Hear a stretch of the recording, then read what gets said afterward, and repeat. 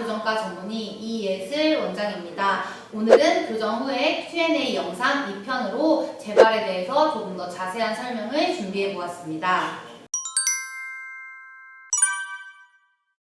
교정이 끝났는데 치아가 다시 벌어지는 경우가 생길 수도 있습니다. 이전 영상에서 말씀드렸듯이 교정 치료가 끝나고 붙여놓는 철사 유지장치는 그렇게 간단한 철사로 붙여놓을 수가 없기 때문에 그 치아의 원래 그 생리적인 움직임에 의해서 어느 정도 약간 벌어질 수도 있고요. 아니면 붙여놓은 철사가 떨어지거나 변형됐는데 그것을 모르고 지내고 시간이 지나다 보니까 다시 틀어져서 벌어지는 걸 수도 있고요. 아니면 뺐다 꼈다 하는 유지장치를 잘 못 껴주셔가지고 그렇게 발생할 수도 있습니다. 아니면은 혀로 이를 미는 습관, 아니면은 위아래가 이가 벌어져 있었는데 그 사이로 혀를 내밀어서 이렇게 막고 있었던 습관이 있었던 분들이나, 아니면 입이 조금 많이 나오거나 입술 근육에 힘이 별로 없어서 입술을 다무는 습관이 잘 안 들었던 분들에 의해서 이제 입술의 힘은 약하고 혀는 앞으로 계속 밀어주기 때문에 이제 위아래 틈이 벌어지고 위 사이도 벌어지고 이런 일들이 발생할 수가 있습니다. 그리고 아주 드물지만 이제 턱관절 질환에 의해서, 보통은 턱관절 질환이 이제 부정교합이나 이제 교정 치료에 있어서 크게 영향을 미치는 건 아니지만은 여기에 턱관절 과두라는 곳이 있는데요. 여기가 볼에 관절염이 생겨서 이제 뼈가 흡수가 되면은 아래턱뼈가 이렇게 연결이 돼 있는데 여기가 흡수되면서 아래턱이 이렇게 벌어지면서 위아래 이 사이가 벌어지는 개방교합이 생기는 경우도 아주 드물게는 있습니다.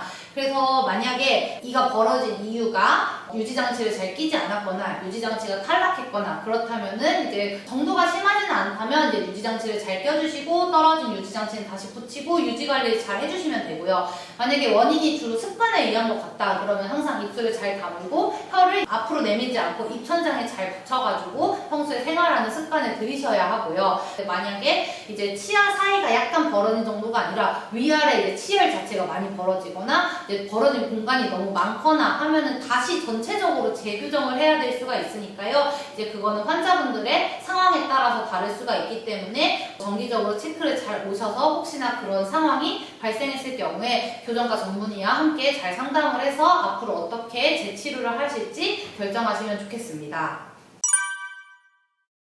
네, 앞에서 이제 방금 치아가 벌어진 거에 대해서 설명을 드렸는데요. 비슷한 이유로 치아가 틀어지는 것도 교정이 끝난 후에 발생할 수 있습니다. 치은이나 치주 조직이 재형성되는 과정에서 약간의 틀어짐이 생길 수도 있고, 아니면 유지장치의 협조가 잘 안 돼서 그러실 수도 있고, 이런 경우에는 이제 정도가 심하지 않다면 이제 주기적으로 잘 살펴보면서 더 심해지지 않는지 지켜보고, 만약에 정도가 점점 더 심해지거나 아니면 환자분께서 이제 확실하게 고치기를 원하신다 그럼 이제 재교정을 하시면 되고요. 만약에 어렸을 때 성장기 때 시행을 했는데 나중에 성인이 돼서 틀어지는 경우도 적지 않게 발생을 합니다. 성장기 때 교정 치료를 할 때 보통은 손 방사선 사진도 같이 찍습니다. 후안부 방사선 사진이라고 표현을 하는데, 이 사진을 찍으면은 성장 단계가 대략 어떤 단계인지, 성장 가속기가 더 시작이 됐는지, 지금 성장 피크인지, 성장 피크를 지나서 성장 감속기인지, 아예 성장이 끝났는지, 이 정도를 저희가 판별을 할 수가 있거든요. 그래서 지금 현재 상태가 이 정도 상태니까 이 정도 시기에서 교정 치료를 시작하는 게 좋고, 이제 성장 피크가 지나고 감속기가 지나고 성장이 거의 완료됐을 때 이제 교정 치료가 끝나는 것이 좋겠다. 이런 식으로 저희가 교정 치료의 시기를 적당히 판별을 할 때 사용을 합니다. 이제 골격적으로 별로 변할 것이 없다고 생각이 들어서 이제 교정 장치를 떼고 치료를 종료했는데, 약간의 자녀 성장은 누구에게나 남아있고, 그리고 성인이 되어서도 약간의 골격의 변화, 미미하게는 다 일어납니다. 손 방사선 사진을 찍어서 그거를 평가하지만 이제 얼굴에 있는 모든 뼈의 성장 속도가 다 똑같은 것은 아니니까요. 손 방사선 사진에서 보이는 성장의 시기와 실제적으로 얼굴뼈의 성장의 시기가 약간 차이 나는 사람들도 있을 거예요. 남자들 같은 경우에는 특히 아래턱 뼈가 성인이 되어서도 약간씩은 더 자라는 사람들도 꽤 있거든요. 그래서 이제 성장이 다 끝났다고 생각해서 장치를 뗐는데도 아래턱이 조금씩 더 자라기 때문에 이렇게 앞니가 안쪽으로 쏠리면서 조금 틀어지는 경우도 왕왕 발생하기도 합니다. 근데 만약에 이런 정도가 심하지 않다면 아까 말씀드렸듯이 간단하게 이제 부분으로 재교정을 할 수도 있고요. 이런 정도가 심하다면 부분으로 안 되고 전체적으로 다시 장치 장치를 붙여서 이를 뒤로 미는 재교정을 해야 될 수도 있을 것 같습니다. 성장기 때 교정 치료를 했던 분들 중에서는 브라켓 장치나 이런 장치들을 통해서 치열만 교정하신 분들도 있지만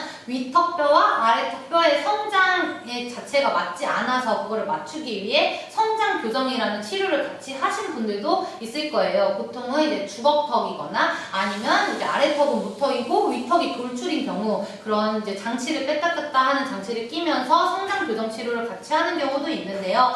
이게 이제 예전에 치료를 하고 나서 좋아졌는데 성인이 되고 다시 돌아갔다, 다시 돌출이 심해졌다, 아니면 다시 주걱턱이 심해졌다 이렇게 말씀하시는 분들도 있습니다. 근데 이런 분들 같은 경우에는 사실은 돌아간 거는 아니고요. 이제 성장 교정 치료를 하는 원리를 생각을 해보면 이제 환자분이 갖고 있는 성장 패턴이 원래 위턱, 아래턱이 차이가 났어요. 교정 치료를 통해서 그 속도나 양을 조절을 한 거죠. 근데 자녀 성장이라는 게 남아있는데 이제 우리가 그거를 예측을 해서 시기를 맞춰서 완료를 하긴 하지만 우리가 예측하지 못하게 성장이 더 많이 남아있는 경우에 원래 본인이 갖고 있던 그런 성장 패턴이 계속 발현이 되면서 옛날의 얼굴 패턴으로 돌아가는 것처럼 보이는 거라고 생각을 해주시면 되겠습니다. 근데 만약에 이런 상태에서 성인이 되면 진짜로 골격적인 변화는 거의 일어나지 않기 때문에 재교정을 하고 싶다라고 오시게 되면은 이제 옵션은 두 가지가 있습니다. 첫 번째는 다시 성장을 통해서 치료를 할 수는 없기 때문에 골격적인 차이는 있지만 지금 골격에 맞춰서 이만 좀 바르게 절충해서 배열을 하는 그런 절충 치료를 시도해 볼 수가 있고요.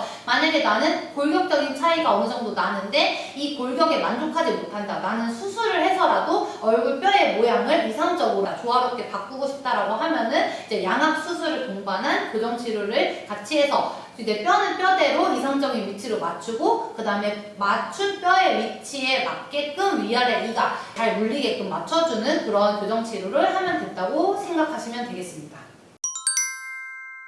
오늘 영상은 여기까지 준비했습니다. 네, 지금까지 교정 전, 교정 중, 교정 후에 궁금하실 만한 사항들에 대해서 Q&A 영상을 통해서 준비를 했는데요. 이 외에도 교정 치료에 대해서 궁금한 사항이 있으시다면 댓글로 남겨주시면 저희가 확인하고 추후에 다른 영상으로 제작해서 답변을 드리도록 하겠습니다. 감사합니다. 구독과 좋아요, 알림 설정까지 부탁드릴게요.